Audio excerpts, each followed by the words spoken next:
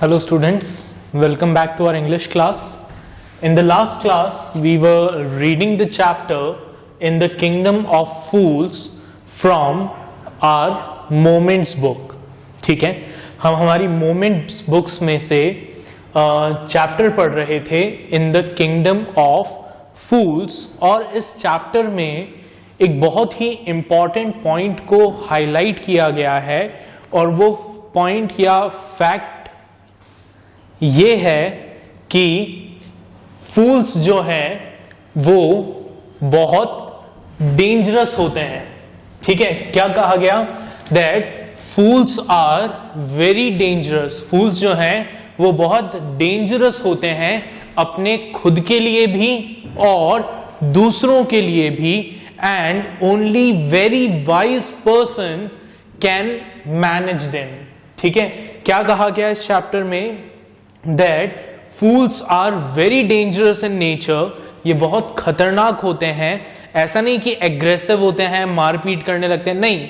They are very dangerous because of their action. उनकी हरकतों की वजह से वो बहुत डेंजरस होते हैं, और सिर्फ बहुत समझदार लोग ही, जो बहुत ज्यादा समझदार लोग हैं, वही इन बेवकूफों को कंट्रोल कर सकते हैं, काबू में रख सकते हैं.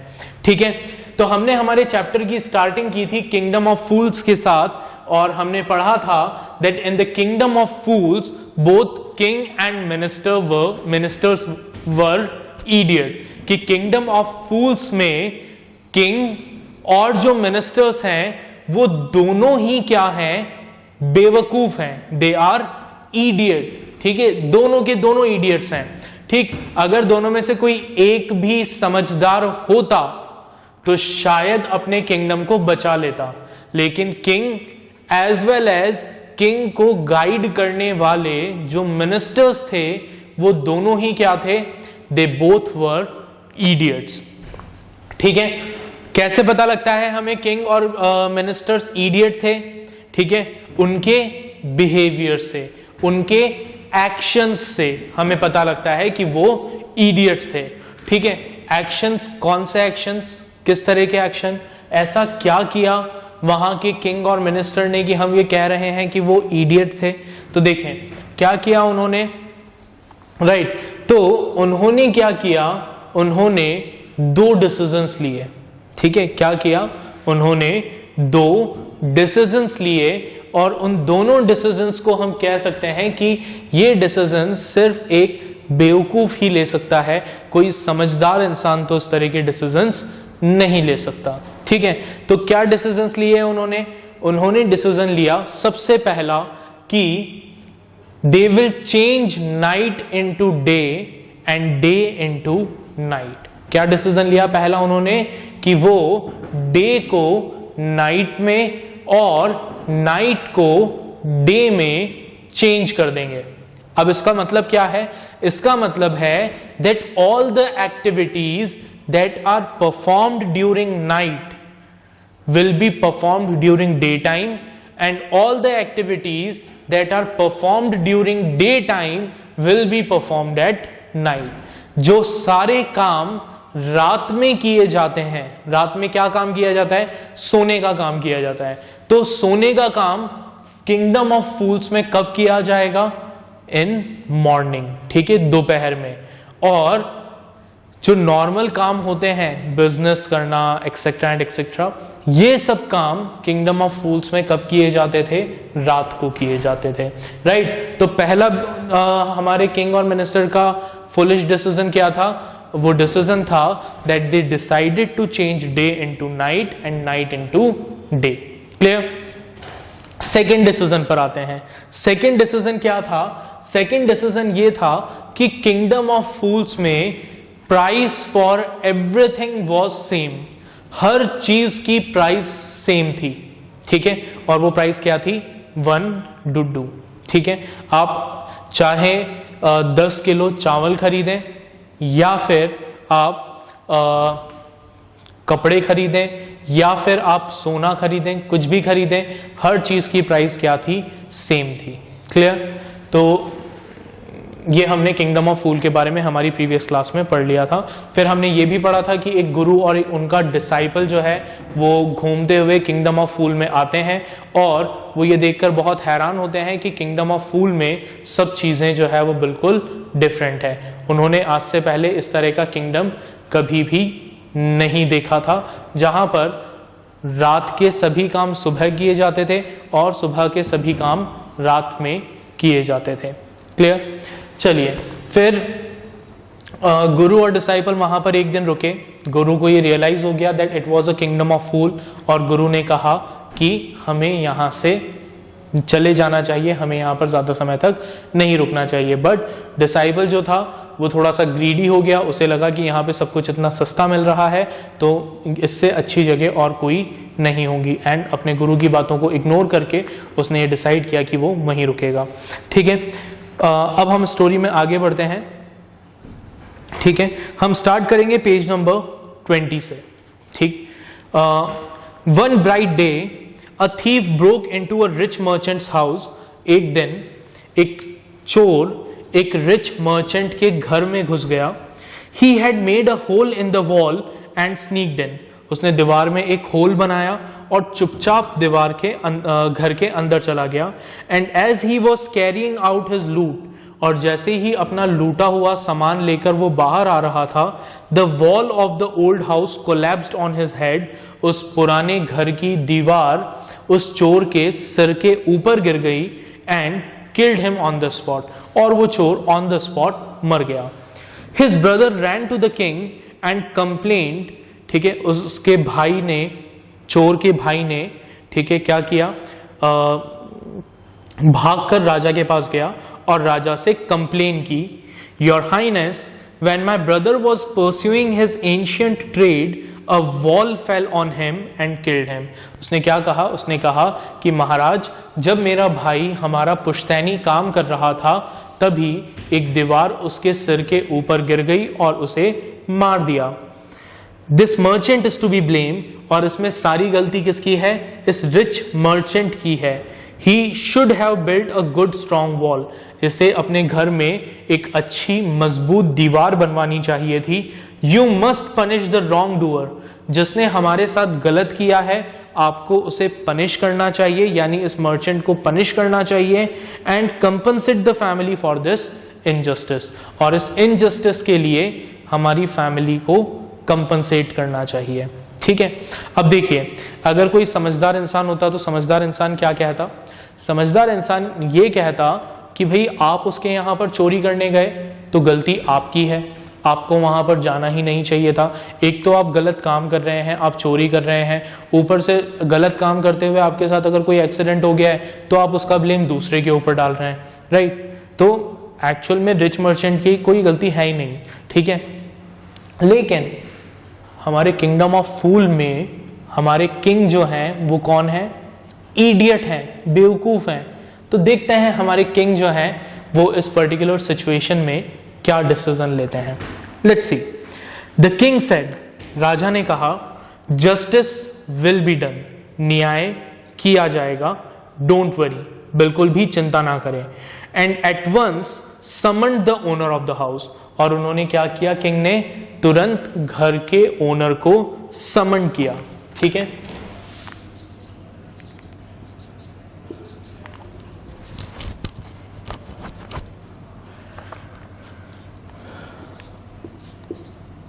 समन means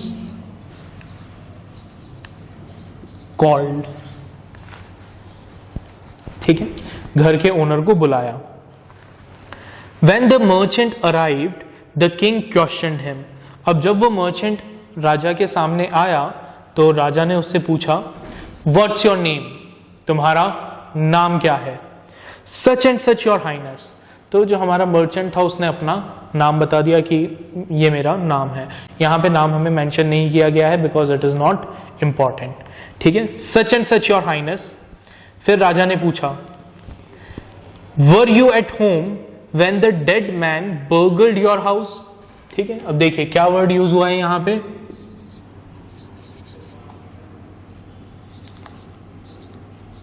burgled. burgled means enter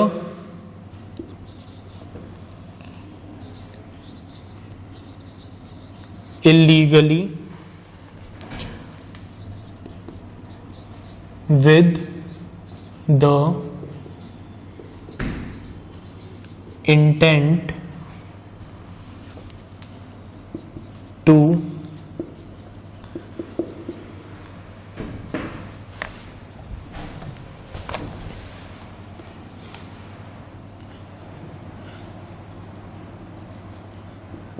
commit a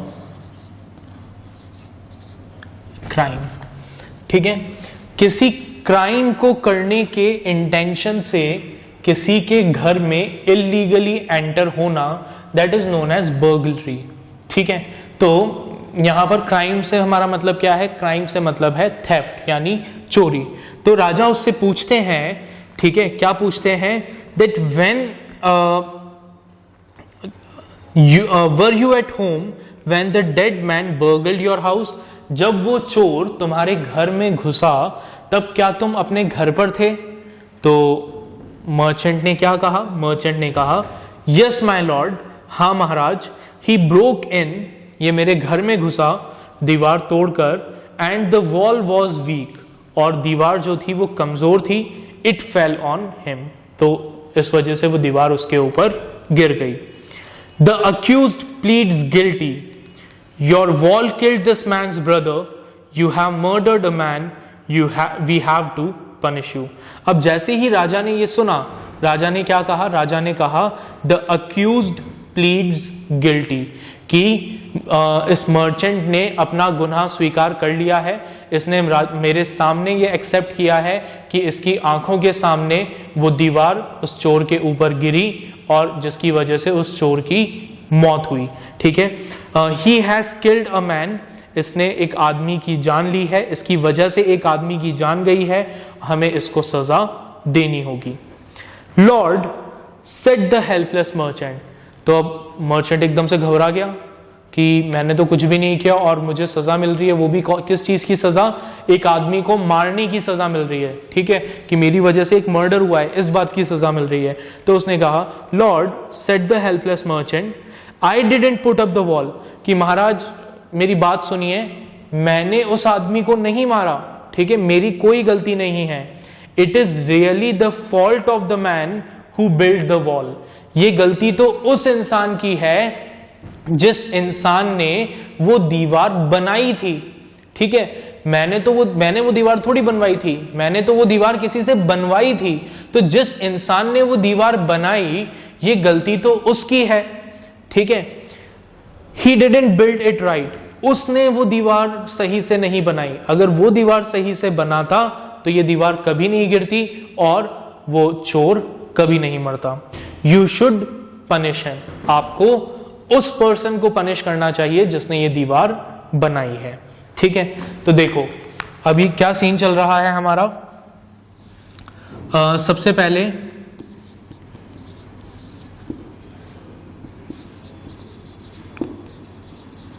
thief का जो भाई था, ठीक है, उसने किसे ब्लेम किया अपने ब्रदर की मर्डर के लिए, अपने ब्रदर की डेथ के लिए? रिच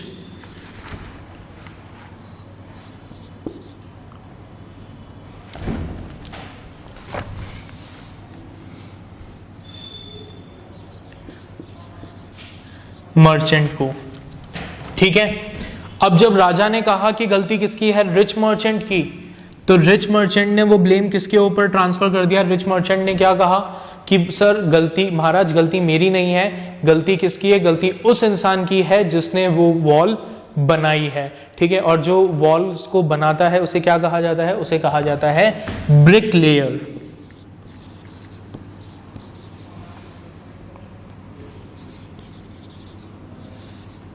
ठीक है, तो अब राजा ने क्या कहा? राजा ने कहा कि ठीक है,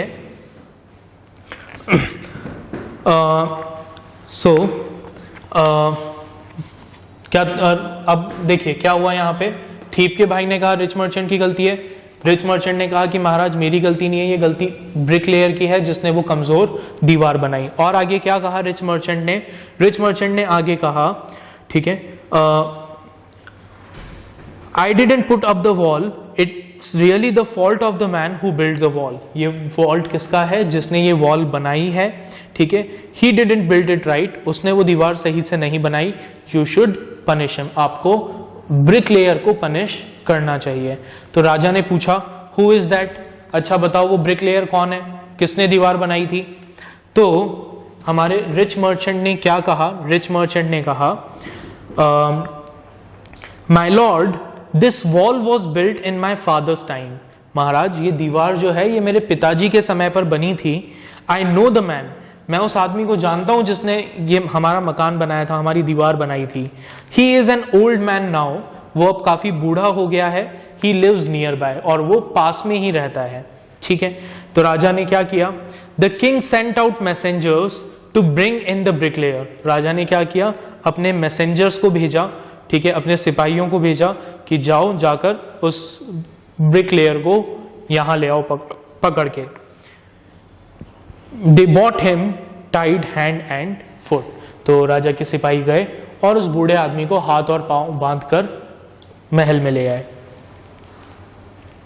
you there, did you build this man's wall in his father's time. अब राजा ने पूछा किससे? ब्रिकलेयर से, कि क्या तुमने इस रिच मर्चेंट के फादर के समय पर इनके घर की दीवार बनाई थी? तो मर्चेंट ब्रिकलेयर जो है वो क्या देता है? Yes my Lord, I did. कि हाँ महाराज, दीवार मैंने ही बनाई थी. What kind of a wall is this that you build. तो राजा कहते हैं ये किस तरह की दीवार बनाई है तुमने? It has fallen on a poor man and killed him. तुम्हारी बनाई हुई दीवार एक बेचारे गरीब आदमी के सिर के ऊपर गिर गई और उसको मार दिया. ये कैसी दीवार बनाई है तुमने? You have murdered him. तुमने उस आदमी का मर्डर किया है. We have to punish you by death. और इसलिए एज अ पनिशमेंट हमें तुम्हें डेथ की सजा देनी पड़ेगी. अब जैसे ही ब्रिकलेयर ने ये बात सुनी, थोड़ी देर के लिए तो ब्रिकलेयर भी घबरा गया, ठीक है, लेकिन ब्रिकलेयर ने क्या कहा देखें, पढ़ें आगे. क्या कहा ब्रिकलेयर ने?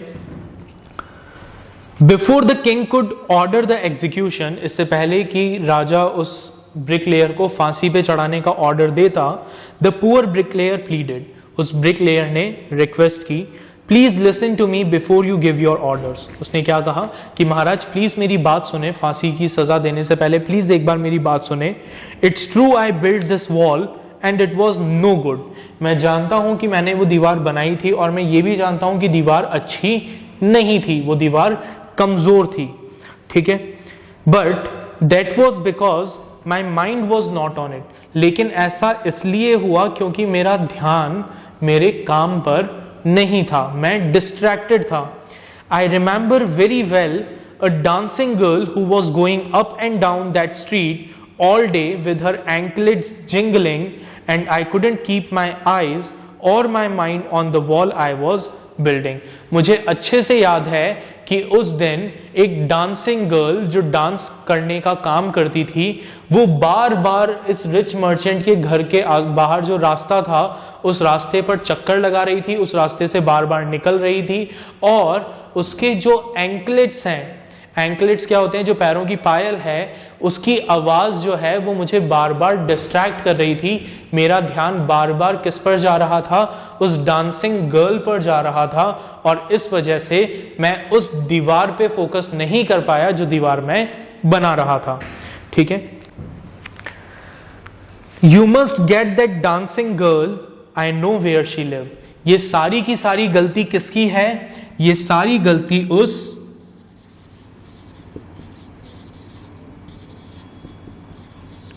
डांसिंग गर्ल की है, ठीक है, जो बार बार गली में चक्कर लगा रही थी, जिसकी पायलों की आवाज से मैं डिस्ट्रैक्ट हुआ, जिसकी वजह से मैंने एक कमजोर दीवार बनाई, जिसकी वजह से वो कमजोर दीवार एक चोर के सिर के ऊपर गिर गई और वो चोर मारा गया.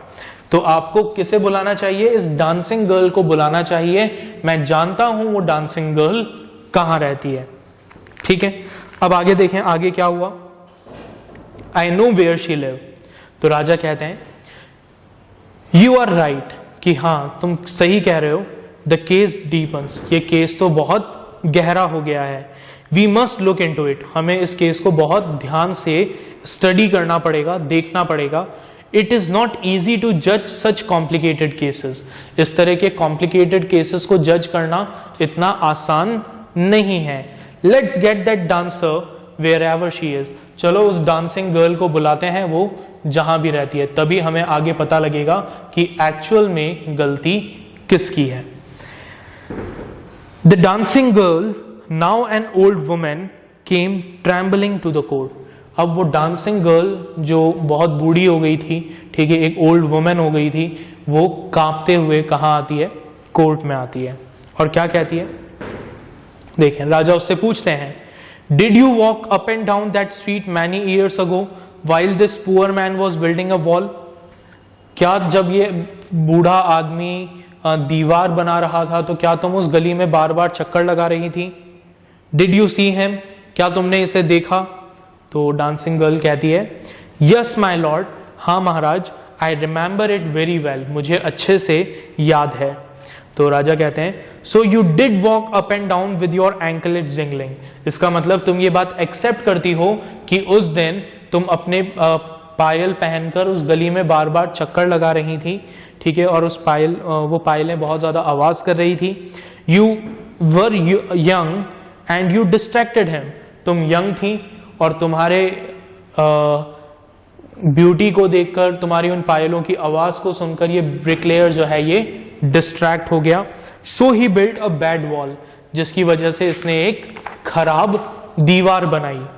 It has fallen on a poor burglar and killed him, वो दीवार एक गरीब बर्गलर, एक गरीब चोर के ऊपर गिर गई और उसे मार दिया। You have killed an innocent man, तुमने एक इनोसेंट मैन को मारा है। You have to be punished, और तुम्हें इसका पनिशमेंट मिलना चाहिए। अब देखिए, तो क्या डांसिंग गर्ल को पनिशमेंट मिलेगा? देखें क्या कहती है dancing girl. She thought for a minute and said, वो एक मिनट के लिए सोचती है और कहती है, माई लॉर्ड वेट, महाराज रुकिए, I know now why I was walking up and down that street, मुझे याद आ गया कि मैं क्यों उस दिन बार बार गली में चक्कर लगा रही थी। I had given some gold to the goldsmith to make some jewellery for me, मैंने एक गोल्ड स्मिथ को कुछ गोल्ड दिया था ताकि वो उस गोल्ड से मेरे लिए ज्वेलरी बना दे। He was a lazy scoundrel, लेकिन वो आदमी, वो जो ब्लैक गोल्ड स्मिथ था, वो बहुत ही आलसी इंसान था। He made so many excuses, उसने बार बार बहाने बनाए, ठीक है। Said he would give it now and he would give it then and so on all the day, दिन भर वो मुझे कहता रहा कि 10 मिनट बाद आ जाना, आधे घंटे बाद आ जाना, मैंने तुम्हारी ज्वेलरी बनाई दी है, मैं 1 घंटे बाद दे दूंगा। मैं फिर जाती थी, वो फिर कहता था कि अभी आधे घंटे बाद आ जाना। उसने वो ज्वेलरी मुझे दी नहीं, बार बार वो क्या करता रहा, मुझे अलग अलग टाइम पर बुलाता रहा। He made me walk up and down to his house a dozen times. उसने लगभग उस दिन 12 बार मुझे अपने घर पर बुलाया और वो ज्वेलरी देने के लिए। That was when this bricklayer saw me. और उसी समय इस ब्रिकलेयर ने किसे देखा? मुझे देखा। It's not my fault, my lord. ये मेरी गलती नहीं है महाराज। It is the damned goldsmith's fault. ये सारी गलती किसकी है? ये सारी गलती उस गोल्डस्मिथ की है। ना तो वो गोल्डस्मिथ मुझे बार बार चक्कर लगवाता, ना ही ब्रिकलेयर डिस्ट्रैक्ट होता, ना ही रिच मर्चेंट के घर की दीवार गिरती, और ना ही वो थीफ मरता। तो डांसिंग गर्ल ने ब्लेम किसके ऊपर ट्रांसफर कर दिया?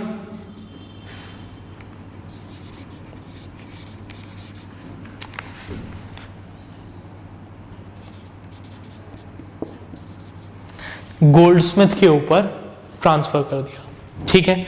अब आगे देखें, आगे क्या हुआ। Poor thing, she is absolutely right, thought the king. राजा ने सोचा कि बेचारी ये औरत सही कह रही है, इसकी क्या गलती है? ये सारी गलती तो इस गोल्डस्मिथ की है जो बार बार उसको अपने घर पे बुला रहा था। Weighing the evidence, we have got the real culprit at last. और राजा क्या सोचते हैं कि फाइनली हमें अब क्या मिल गया है? एक असली गुनहगार मिल गया है, ठीक है। Get the goldsmith wherever he is hiding at once. तो राजा अपने सिपाहियों को कहते हैं कि जाओ और उस गोल्डस्मिथ को पकड़ कर लाओ, वो जहां भी छुपा हुआ हो उसे निकालकर मेरे सामने पेश किया जाए। द किंग्स बैलिफ, तो किंग के जो सिपाही थे, bailiffs means soldiers, the king's bailiff search for the goldsmith, उन्होंने गोल्डस्मिथ को ढूंढा, who was hiding in a corner of his shop, जो अपनी शॉप के कॉर्नर में छुपा हुआ था। When he heard the accusation against him, he had his own story to tell. और जब उस गोल्डस्मिथ ने अपने ऊपर लगाए हुए इल्जामों को सुना तो उसके पास अपनी एक अलग कहानी थी सुनाने के लिए। ठीक है, गोल्डस्मिथ ने क्या कहा? गोल्डस्मिथ ने कहा, My lord, I am a poor goldsmith, कि महाराज मैं तो एक गरीब गोल्डस्मिथ हूं, एक गरीब सुनार हूं। It is true I made this dancer come many times to my door. ये सच है कि मैंने इस डांसिंग गर्ल को अपने घर पे कई बार बुलाया। ठीक है, कई बार इसे अपने घर पर बुलाया। I gave her excuses, मैंने उसे बार बार एक्सक्यूज इसलिए देता रहा, because I couldn't finish making her jewelry before I finished the rich merchant's order. लेकिन ऐसा मैं इसलिए कर रहा था क्योंकि मैं इसके ऑर्डर को पूरा नहीं कर पाया था। मेरे पास एक रिच मर्चेंट का ऑलरेडी ऑर्डर था और जब तक मैं उस ऑर्डर को पूरा नहीं करता मैं इस डांसिंग गर्ल के ऑर्डर को पूरा नहीं कर सकता था। They had a wedding coming and they won't wait. ठीक है, उस रिच मर्चेंट के घर में शादी थी और वो बिल्कुल भी इंतजार ही नहीं करना चाहता था। You know how impatient rich men are. आप तो जानते हैं कि ये जो पैसे वाले लोग हैं ये कितना इम्पेशेंट होते हैं। तो उसने मुझे फोर्स किया कि मैं इस डांसिंग गर्ल से पहले उस रिच मर्चेंट के ज्वेलरी को प्रिपेयर करूं। इस वजह से मैं इस डांसिंग गर्ल की ज्वेलरी टाइम पर नहीं बना पाया और इसको बार बार एक्सक्यूज देता रहा। Who is this rich merchant who keep you from finishing this poor man's jewelry? ठीक है, अब राजा कहते हैं कि कौन है ये रिच मर्चेंट जिसने तुम्हें इस लड़की के ज्वेलरी कंप्लीट करने से रोका, जिसकी वजह से इसने बार बार चक्कर लगाए, जिसकी वजह से एक ब्रिकलेयर डिस्ट्रैक्ट हुआ, जिस वजह से उसने एक कमजोर दीवार बनाई, जिसकी वजह से एक इनोसेंट आदमी मारा गया। कौन है ये? So, who is this rich merchant who kept you from finishing this poor man's jewelry, made her walk up and down, which distracted this bricklayer, which made a mess of his wall, which has now fallen on an innocent man and killed him? Can you name him? क्या आप उसका नाम बता सकते हो? अब कमाल की बात क्या है, जो गोल्डस्मिथ ने नाम बताया वो नाम किसका था? देखें, the goldsmith named the merchant and he was none other than the original owner of the house whose wall has fallen. इसने क्या कहा कि वो रिच मर्चेंट कौन था? वो रिच मर्चेंट वही था जिसके घर की दीवार एक्चुअल में टूटकर गिरी थी। ठीक है, now justice has come full circle, thought the king back to merchant. ठीक है, तो अब राजा ने क्या सोचा कि देखा फाइनली न्याय हो गया, मतलब बात घूम फिरकर वापस से किस पर आ गई? रिच मर्चेंट पर ही आ गई। मतलब ये सारी गलती किसकी है? उस रिच मर्चेंट की ही है।